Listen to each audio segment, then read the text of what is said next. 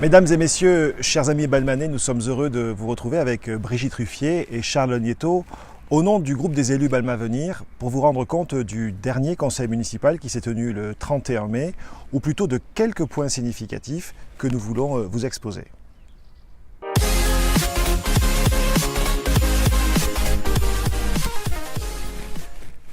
D'abord un point sur les finances. Deux délibérations démontrent la faiblesse de la gestion des finances de notre ville. D'abord, au niveau de l'éclairage public, nous nous étonnons que des travaux qui ont été votés et programmés en 2016 pour un montant de 256 000 € soient présentés à nouveau, mais à 311 000 €, soit 22% de plus, des travaux qui n'ont même pas été réalisés depuis 2 ans. De plus, au conseil municipal du 7 décembre 2017, la majorité avait décidé d'acheter pour près de 600 000 € le hangar qui est situé au 44 avenue des Arènes, en face d'Intermarché. Nous avions dénoncé cette dépense inutile, sans projet sur ce local. Et aujourd'hui, nous apprenons que finalement, la ville revend ce local car elle a besoin d'argent pour d'autres projets. Il serait temps d'avoir une vision à long terme des besoins de la population balmanaise et de nos finances, et de ne plus gérer ces finances à la petite semaine, comme c'est le cas actuellement. Cet amateurisme nous inquiète. Autre sujet d'inquiétude pour nous, le centre-ville, et je laisse Charles Logneto vous en parler.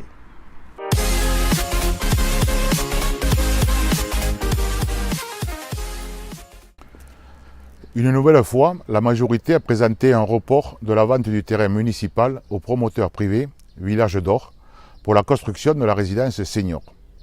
Ce report confirme bien ce que nous pensions, à savoir que le promoteur privé a besoin d'une partie des terrains et des bâtiments publics, le presbytère et l'ancienne école, dont la démolition vient malheureusement d'avoir lieu, et c'est uniquement pour cela qu'ils ont été démolis, pour libérer les terrains.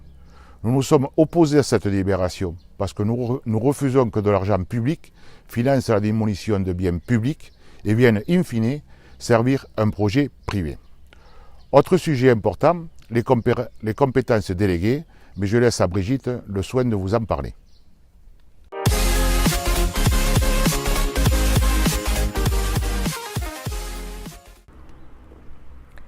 Les compétences déléguées. Lors de chaque conseil municipal, le maire doit rendre compte des décisions qu'il a prises et des dépenses qu'il a engagées sans en référer avant au conseil municipal. Ce sont les compétences déléguées. Force est de constater qu'il a la main lourde sur le chéquier de la ville. En effet, nous avons comptabilisé 1,5 million € de dépenses qui n'ont pas été votées en conseil municipal. Le maire s'est donc octroyé pour cela des pouvoirs exorbitants que nous avons dénoncés et continuons de dénoncer. Mais au-delà des sujets de fond, il y a la forme. Et là, je laisse Laurent vous expliquer. En effet, au-delà des sujets de fond, comme le dit Brigitte, il y a la forme.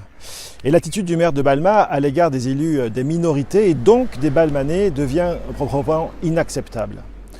Jeudi 31 mai, il s'est énervé, il s'est adressé aux élus de la minorité de manière grossière et irrespectueuse. Écoutez plutôt ça. Je n'ai pas envie de vous vous emmerder.